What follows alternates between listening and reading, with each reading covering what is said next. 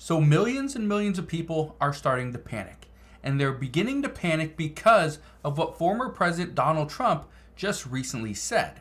Now, former President Donald Trump has a plan. He has a plan in place, and he is going to push forward with that plan no matter what. Here's the problem. This plan includes deporting many people. And some are speculating that this would be the largest deportation event in history.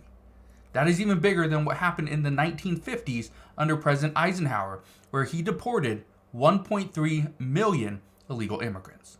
So, I'm going to break down what's going on, how this is going to impact us moving forward. I'm going to give this to you with more of a kind of middle ground approach. I'm not going to take either side, but I want your thoughts on this. I want to know what your thoughts are, because this is something that could change the history of the entire United States. So make sure you stick around for this entire video. All I ask is one thing. It takes 2 seconds. Go ahead, hit that like button if you enjoy these daily updates. And now let's begin.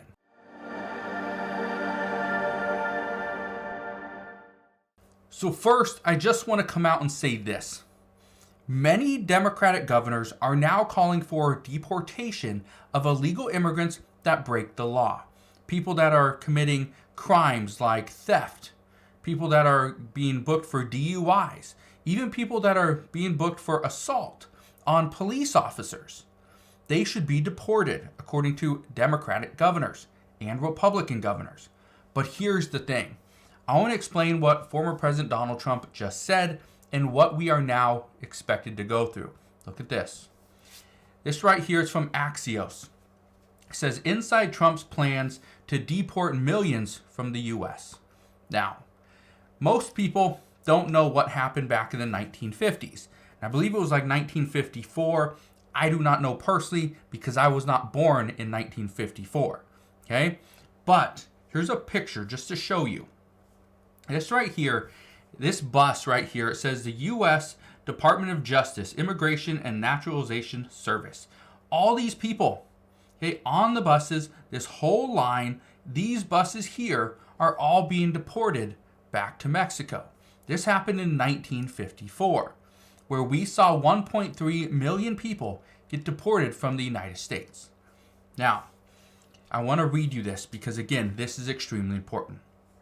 It says right here, if elected, Trump wants to mobilize ICE agents along with the FBI, the DEA, federal prosecutors, the National Guard, and even state and local law enforcement officers to carry out deportations of undocumented migrants. Now, the reason why I want to bring this to your attention is because this is going to impact illegal immigrants. This is going to impact those that are waiting asylum. This will impact families that are sponsoring children that have come into the United States illegally, especially within the past 2 years. And this is going to impact millions and millions of others. One of the things that we're hearing right now is this could have a massive negative effect on certain communities, especially agriculture, right? Hispanic communities, certain cities and states that are mostly Hispanic. This could be a massive, massive problem, but it also increases the cost to the United States because now we have to deport not thousands, millions of people. And I want to break down why. Just look at this. So it says, zoom in, fast track deportations. It says, now reserved for recent crossers encountered near the border, would be expanded to apply to anyone who illegally crossed the border and couldn't prove they've been living in the U.S. for more than 2 years. Now, it says the military would build massive sites near the border to hold people awaiting deportation. But here's the problem. It could evoke scenes from the 1950s when more than 1 million undocumented Mexican immigrants were deported under President Eisenhower. Now, here's the thing. In 1950s, and I believe in like 1952, I think is the last, is the number that I have, but about 2 million illegal immigrants lived in the United States. 2 million. Out of those 2 million, 1.3 million were deported. So let's just say half the people got deported because, again, I'm not great with math. But currently in the United States, we have reports that say 11.4 million people are undocumented in the United States. That's 11.4 million that we know of. But there's also reports stating that these numbers are somewhat skewed. And this number is actually closer to 25 million. But let's just put that aside for now. Let's say there's only 12 million people that are undocumented here in the United States in 2024. Here's a problem. This deportation event that they're discussing under former President Donald Trump, this would be the largest deportation event because he would go after every single person. So remember, 2 million back in 1954, 1.3 million were deported. So if we see just half, there's currently roughly 12 million people that are living illegally here in the United States in 2024. That means roughly 6 million people would be deported. 6 million people. The cost for the United States would be huge for that year. It would bring down costs in future years, but that's not the concern. The concern is, what about people that aren't technically an illegal immigrant, right? What about them that just get sent back? Well, let's read a little bit here. It says the operation used military-style tactics to round up and house up to 1.3 million people from Mexico and even some Mexican Americans who were U.S. citizens, according to the federal immigration records. Scholars say there could have been many more. That's the issue. Many were Mexican, American, and U.S. citizens. Just think of the ramifications of that, where you send back a U.S. citizen to Mexico or China or some other country. Think about what's going to happen there. Because again, I just brought up Mexican nationals and what happens to Hispanic communities and states. Guess what? It's not just Hispanic communities, Chinese communities, right? There's Brazilian communities, Venezuelan communities, right? It doesn't matter, Turkish communities, right? Iranian communities. It doesn't matter where you're from. He would go after every single one. I want to keep reading this.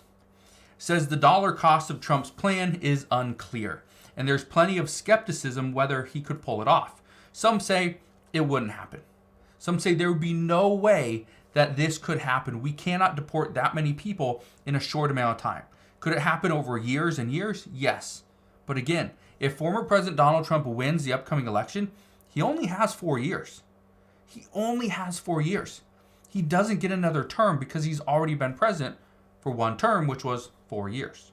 Let's keep reading this. It says, between the lines, among Trump's targets would be sponsors of unaccompanied minors who cross the border without their parents, according to the source familiar with the plan. The government releases migrant children to those sponsors who typically are the children's relatives, some without legal status as well. And this is another one. Is it right that we are releasing children to a sponsor who does not have legal status? Many people say we should not do that. But again, we have been. Let's keep reading. It says hundreds of thousands of people also have been admitted into the U.S. under Biden's use of parole, which is currently up for debate right now within Congress.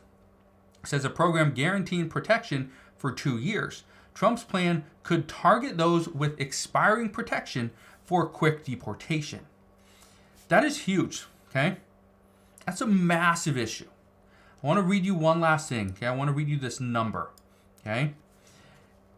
First says flashbacks. Besides the Eisenhower deportations, Trump's plan alludes to the forced repatriation of Mexicans in the 1930s.